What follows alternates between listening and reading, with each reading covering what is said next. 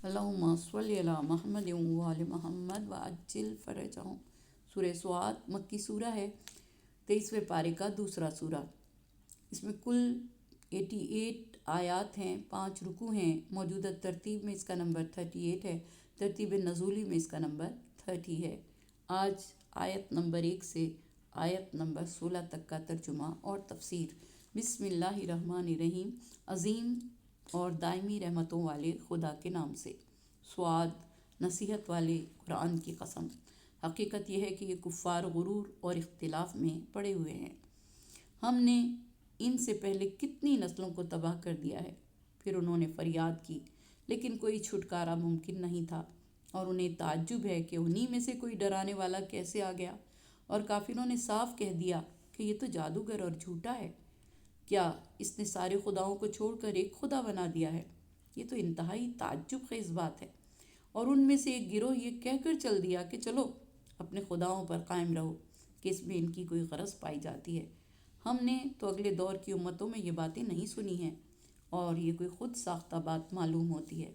क्या हम सब के दरमियान तन्हा इन्हीं पर किताब नाजिल हो गई है? हकीकत यह है कि इन्हें हमारी किताब में शक है, बल्कि असल ये है कि अभी उन्होंने आज़ाब का मज़ा ही नहीं चखा। क्या इनके पास आपके साहिब इज़्ज़त व अता परवरदिगार की रहमत का कोई ख़जाना है, या इनके पास ज़मीन व आसमान और इसके माबैन का इख्तियार है तो ये सीढ़ी लगाकर आसमान पर चढ़ जाएं। तमाम गिरोहों में से एक गिरोह यहाँ भी शिकस्त खाने वाला है। इससे पहले कौम नूह, कौम आद और मेखों वाला फ़िरौन सब गुज़र चुके हैं, और कौम समूद, कौम लूत, जंगल वाले लोग, ये सब गिरोह गुज़र चुके हैं। इनमें से हर एक ने रसूल की तकज़ीब की तो इन पर हमारा अज़ाब साबित हो गया। ये सिर्फ इस बात का इंतज़ार कर रहे हैं कि एक ऐसी चिंगाड़ बुलंद हो जाए कि जिससे अदना मोहलत भी न मिल सके, और ये कहते हैं कि परवरदिगारा हमारा किस्मत का लिखा हुआ रोज़े हिसाब से पहले ही हमें दे दे। तिलावत की फजीलत। ये मक्की सूरा है जो सूरह कमर के बाद नाजिल हुआ। इमाम मोहम्मद बाकर अलैहिस्सलाम ने फरमाया कि जो शख्स शब जुमा सूरह स्वाद की तिलावत करेगा, अल्लाह ताला उसे दुनिया और आखिरत से वो खैर अता करेगा जो उसने सिवाय अम्बिया और मुरसलीन और मुकर्रब फरिश्तों के किसी को भी नहीं अता की होगी। अल्लाह उसको जन्नत में दाखिल करेगा, और अपने घर वालों में से जिससे वो मोहब्बत करता होगा, हत्ता कि उसके खिदमत गुजार खादिम को भी खुदा जन्नत में दाखिल करेगा। हुजूर अकरम सल्लल्लाहु अलैहि वसल्लम ने फरमाया कि जो शख्स इस सूरे की तिलावत करेगा, उसको उन तमाम पहाड़ों के वज़न से 10 गुना ज़्यादा अजर व सवाब मिलेगा जो हज़रत दाऊद अलैहिस्सलाम के लिए मुसख्खर किए गए थे, और उसको छोटे बड़े गुनाहों से महफूज रखेगा। इमाम जाफ़र सादिक अलैहिस्सलाम ने फरमाया कि इस सूरे को लिखकर एक शीशे की बोतल में रखा जाए, और उस बोतल को हाकिम या काजी जो इंसाफ न करते हों के तख़त के नीचे रखा जाए, तो वो अपने ओहदे पर 3 दिन से ज़्यादा नहीं रहेंगे, और उनके अयूब लोगों पर ज़ाहिर हो जाएंगे। नज़र बद से हिफाजत के लिए सूरह स्वाद को 7 बार पढ़कर दम किया जाए और लिख कर गले में डाला जाए तो इंशाअल्लाह नज़र बद से हिफाजत होगी। इस सूरे में जिन ख़ास मज़ामीन को पेश किया गया है, उनमें सबसे पहला है मुशरिकीन को अल्लाह के मानने से इनकार नहीं था, उसे एक मानना उनके नज़दीक अजीब बात थी। नंबर 2, मुशरिकीन की दलील ये थी कि यह हमने पहले किसी से नहीं सुना। नंबर 3, मुशरिकीन की हैरत कि आखिर ये आदमी यानी हुजूर अकरम सल्लल्लाहु अलैहि वसल्लम क्या खुसूसियात रखता है कि अल्लाह ने इस पर अपना कलाम उतारा। नंबर 4, हज़रत दाऊद अलैहिस्सलाम के पास 2 फरीक़ों का आना और अपना मुकद्दमा पेश करना। नंबर 5, बाइबल के बयान करदा वाक़े की तस्हीह और जनाब दाऊद अलैहिस्सलाम की इस्मत का दिफा। नंबर 6, मसावात कुल्ली के ख़िलाफ़ परवरदिगार दो आलम है, यानी परवरदिगार दो आलम सबको बराबर नहीं समझता, हर एक अपने अमल की वजह से बुलंद होता है। जनाब सुलेमान अलैहिस्सलाम का तफसीली तज़किरा मौजूद है। घोड़ों के मुआयने और आफताब के पलटने का बयान, अताए मुल्क के लिए दुआ और उसकी कबूलियत, जनाब अय्यूब अलैहिस्सलाम और उनके सब्र का तफसीली तज़किरा, हज़रत यसा और हज़रत ज़ुल्किफ़्ल अलैहिस्सलाम का तज़किरा। तफसीर स्वाद, नसीहत वाले कुरान की कसम। इस सूरे की इब्तिदा कसम से होती है कि परवरदिगार दो आलम ने कसम उठाई है اور جواب قسم یعنی وہ جس پر قسم اٹھائی جائے اس کو جواب قسم کہا جاتا ہے، یعنی نصیحت والے قرآن کی قسم کھا کر خدا نے ارشاد فرمایا، حقیقت یہ ہے کہ یہ کفار غرور اور اختلاف میں پڑے ہوئے ہیں۔ شقاق سے مراد ان کا کفر ہے۔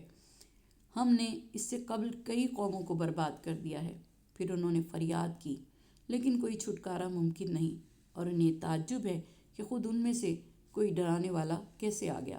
امام موسیٰ کاظم علیہ السلام نے فرمایا کہ حضور اکرم صلی اللہ علیہ وآلہ وسلم نے جو پہلی نماز پڑھی تھی وہ آپ نے آسمان پر عرش اعظم کے سامنے ادا کی تھی، اور جب آپ کو معراج ہوئی اور آپ عرش کے قریب پہنچے تو اللہ تعالیٰ نے فرمایا کہ محمد صلی اللہ علیہ وآلہ وسلم سواد کے قریب جاؤ اور اپنے اعضائے سجدہ کو دھو لو اور اپنے رب کی نماز پڑھو۔ آپ وہاں گئے، آپ نے وضو کیا اور اچھی طرح سے اعضاء کو دھویا۔ آپ نے فرمایا، سواد وہ چشمہ ہے جو عرش کے ایک رکن سے پھوٹتا ہے اور اسے مال حیوان یعنی آب حیات کہا جاتا ہے، اور اسی کے متعلق پروردگار دو عالم نے فرمایا کہ سواد والقرآن ذی ذکر۔ حضرت جبرائیل علیہ السلام ہر روز اس میں داخل ہوتے ہیں اور غوطہ لگاتے ہیں، پھر باہر نکل کر اپنے پر پھڑپھڑاتے ہیں۔ جتنے قطرے ان سے پانی کے گرتے ہیں اللہ ہر قطرے سے ایک فرشتہ خلق کرتا ہے، اور وہ قیامت تک اللہ کی حمد، تسبیح، تقدیس اور تکبیر بیان کرتے ہیں۔ امام جعفر صادق علیہ السلام سے روایت ہے کہ سواد اسماء الہی میں سے ایک اسم ہے۔ شان نزول۔ امام محمد باقر علیہ السلام نے فرمایا کہ ابو جہل بن ہشام اپنے ساتھ قریش کے سرداروں کو لے کر حضرت ابو طالب علیہ السلام کے پاس آیا اور ان سے کہا کہ آپ کے بھتیجے نے ہمیں اذیت دی ہے اور ہمارے معبودوں کو بھی اذیت دی ہے، اگر آپ اسے بلائیں اور اس سے کہیں کہ وہ ہمارے خداؤں کو کچھ نہ کہے تو ہم اس کے خدا کو کچھ نہیں کہیں گے۔ حضرت ابو طالب علیہ السلام نے رسول خدا صلی اللہ علیہ وآلہ وسلم کو بلایا۔ جب حضور اکرم صلی اللہ علیہ وآلہ وسلم تشریف لائے تو دیکھا کہ سارا گھر مشرکین سے بھرا ہوا ہے۔ آپ نے فرمایا، سلام ہو اس پر جو ہدایت کی پیروی کرے۔ یہ کہہ کر آپ بیٹھ گئے۔ حضرت ابو طالب علیہ السلام نے قریش کا مطالبہ ان کے سامنے پیش کیا۔ حضور اکرم صلی اللہ علیہ وآلہ وسلم نے فرمایا کہ اگر یہ چاہیں تو میں انہیں اس سے بہتر بات بتا سکتا ہوں جس کی وجہ سے یہ تمام عرب کی حکومت حاصل کر سکتے ہیں اور ان کی گردنوں کے مالک ہو سکتے ہیں۔ ابو جہل نے کہا کہ جی ہاں، بتاؤ، وہ کون سی بات ہے؟ آپ صلی اللہ علیہ وآلہ وسلم نے فرمایا کہ تم لا الہ الا اللہ کہو۔ یہ سننا تھا کہ انہوں نے اپنے کانوں میں انگلیاں ٹھونس لیں اور گھر سے باہر چلے گئے اور کہنے لگے کہ یہ بات ہم نے زمانے قریب کی کسی ملت میں نہیں سنی، یہ صرف خود ساختہ بات ہے۔ یہ کیسے ہو سکتا ہے کہ ہم 360 خداؤں کو چھوڑ دیں اور صرف ایک خدا کو مان لیں؟ یہ کہہ کر وہ اٹھ کر چلے گئے۔ اس وقت پروردگار دو عالم نے سورہ صاد کی پہلی 10 آیات نازل فرمائیں۔ مولا کائنات حضرت علی علیہ السلام نے اپنے خطبہ قاسیہ میں فرمایا کہ میں اس وقت حضور اکرم صلی اللہ علیہ وآلہ وسلم کے ساتھ تھا جب قریش کے سردار مل کر آپ کی خدمت میں آئے اور کہا کہ اے محمد صلی اللہ علیہ وآلہ وسلم، تو نے بہت بڑا دعویٰ کیا ہے جو تیرے خاندان میں سے کسی نے بھی اس سے قبل نہیں کیا تھا۔ ہم تجھ سے ایک سوال کرتے ہیں کہ اگر تو نے اسے پورا کر دیا اور وہ کام تو نے کر دکھایا تو ہم جان لیں گے کہ تو حقیقتاً نبی اور رسول ہے، اور اگر نہ کر سکا تو ہمیں پتہ چل جائے گا کہ تو جھوٹا اور جادوگر ہے، نعوذ باللہ۔ رسول خدا صلی اللہ علیہ وآلہ وسلم نے ان سے کہا کہ تم کیا سوال کرنا چاہتے ہو؟ ان لوگوں نے کہا کہ اس درخت سے کہو کہ وہ جڑوں سے اکھڑ کر تمہارے پاس آئے اور پھر تمہارے سامنے کھڑا ہو جائے۔ حضور اکرم صلی اللہ علیہ وآلہ وسلم نے فرمایا کہ اللہ ہر چیز پر قادر ہے، اگر وہ اللہ تمہارے لیے یہ کام کر دے تو کیا تم ایمان لے آؤ گے اور حق کی گواہی دو گے؟ انہوں نے کہا کہ ہاں۔ آپ نے فرمایا، میں یہ عنقریب کر دوں گا، اور یہ بھی جانتا ہوں کہ تم خیر کی طرف آنے والے نہیں ہو۔ تم میں سے بعض کنویں میں ڈالے جائیں گے، بعض احزاب میں جمع ہوں گے۔ اس کے بعد آپ نے اس درخت کو حکم دیا، اے درخت، اگر تم اللہ پر ایمان رکھتے ہو اور آخرت کے دن پر ایمان رکھتے ہو اور تم जानते हो कि मैं अल्लाह का रसूल हूँ, तो फिर अपनी जड़ों समेत हुक्म खुदा से उखड़ कर मेरे पास आ जाओ और मेरे सामने खड़े रहना। मुझे कसम है उस ज़ात की जिसने आपको बरहक मबूस फरमाया। वो दरख्त जड़ों समेत उखड़ कर आ गया। वो बुलंद आवाज़ से सदा दे रहा था। वो परिंदे की मानिंद पर मारता हुआ रसूल खुदा सल्लल्लाहु अलैहि वसल्लम के सामने आकर खड़ा हो गया और अपनी ऊपर वाली शाखों को हुजूर अकरम सल्लल्लाहु अलैहि वसल्लम के सामने झुका दिया। उसकी बाज़ शाखें सर पर, बाज़ शाखें हुजूर अकरम सल्लल्लाहु अलैहि वसल्लम के कंधों पर झुक गई हैं और मैं हुजूर अकरम सल्लल्लाहु अलैहि वसल्लम की दाईं जानिब खड़ा था। जब कौम वालों ने देखा तो उन्होंने इस मोजज़े को बहुत बुलंद और बड़ा मोजज़ा करार दिया। फिर उन्होंने कहा कि इससे कहो कि ये 2 हिस्सों में तकसीम हो जाए। आप सल्लल्लाहु अलैहि वसल्लम ने उस दरख्त को हुक्म दिया तो वो 2 निस्फ हिस्सों में तकसीम हो गया। इसका निस्फ हिस्सा अजीब अंदाज से आपके पास आया, इतना करीब कि महसूस हुआ जैसे वो आपसे लिपटना चाहता है। जब उन काफिरों ने ये भी देख लिया तो उन्होंने कुफ्र किया और सरकशी की। आपने दरख्त को हुक्म दिया कि वापस चले जाओ। मैंने उस वक्त कहा, ला इलाहा इल्लल्लाह, या रसूल अल्लाह, मैं सबसे पहले आप पर ईमान लाने वालों में से हूँ। इस दरख्त ने जो कुछ किया है वो हुक्म खुदा से किया है, आपकी नबूवत की तस्दीक की है, आपकी इज़्ज़त व जलाल की गवाही दी है, क्योंकि वो भी आपकी उम्मत में शामिल है। सारी कौम ने कहा, यह जादूगर और झूठा है। इसका जादू भी अजीब है कि इस बंदे अली के सिवा कोई इस पर यकीन नहीं करता, कोई इसे बावर नहीं करता, कोई इस पर ईमान नहीं लाता। बलिल्लज़ीन कफ़रू फ़ी इज़्ज़तिन व शिक़ाक़। इज़्ज़त क्या है? ये लफ्ज़ 2 तरह से इस्तेमाल होता है, एक पाकीज़ा और बाइज़्ज़त अफराद के लिए, दूसरे नापसंदीदा अफराद के लिए। पाकीज़ा ज़ात खुदा की ज़ात है, इसलिए उसके औसाफ में एक उसका अज़ीज़ होना भी है। इज़्ज़त मज़मूम वो इज़्ज़त जो ज़िल्लत में बदल जाए। जो लोग गुरूर और तकब्बुर करते हैं और मुआशरे में लोगों में इज़्ज़त चाहते हैं, उनकी इज़्ज़त का अंजाम ज़िल्लत ही होता है।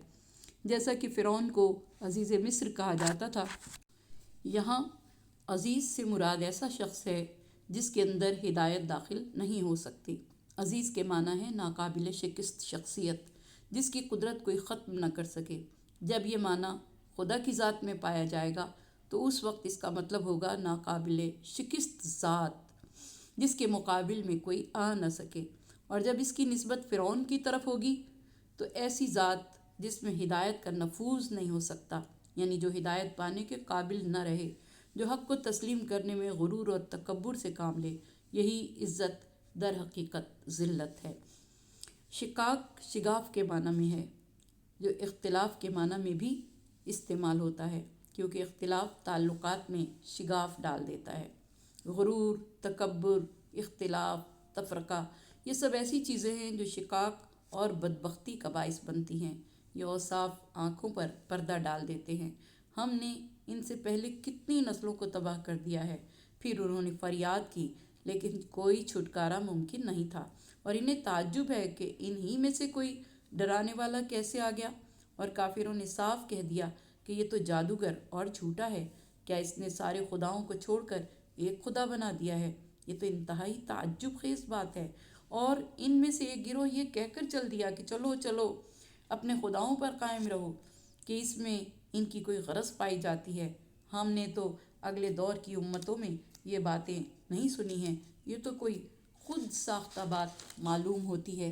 क्या हम सब के दरमियान तन्हा इन्हीं पर किताब नाजिल हो गई है? हकीकत यह है कि इन्हें हमारी किताब में शक है, बल्कि असल ये है कि अभी उन्होंने आज़ाब का मज़ा भी नहीं चखा है। क्या इनके पास आपके साहिब इज़्ज़त व अता परवरदिगार की रहमत का कोई ख़जाना है, या इनके पास ज़मीन व आसमान और इसके माबैन का इख्तियार है तो ये सीढ़ी लगाकर आसमान पर चढ़ जाएं। ये 10 आयतें उस वक्त नाजिल हुईं जब काफिरीन मक्का ने हबीब खुदा सल्लल्लाहु अलैहि वसल्लम को मजबूर करना चाहा कि आप खुदाए वहदहू ला शरीक का ज़िक्र करना छोड़ दें और हमारे खुदाओं को बुरा कहना छोड़ दें। ये 10 आयात उसी वक्त नाजिल हुई हैं जब कुफ़ार कानों में उंगलियां ठोंस कर चल दिए कि हम 360 खुदाओं को छोड़ दें और सिर्फ़ एक खुदा को मान लें। इसके बाद خدا ہلاک ہونے والی اقوام کا ذکر کر رہا ہے۔ اس سے قوم نوح، قوم عاد اور میخوں والا فرعون سب گزر چکے ہیں، اور قوم سمود، قوم لوط، جنگل والے لوگ، یہ سب گروہ گزر چکے ہیں۔ ان میں سے ہر ایک نے رسول کی تکذیب کی تو ان پر ہمارا عذاب ثابت ہو گیا۔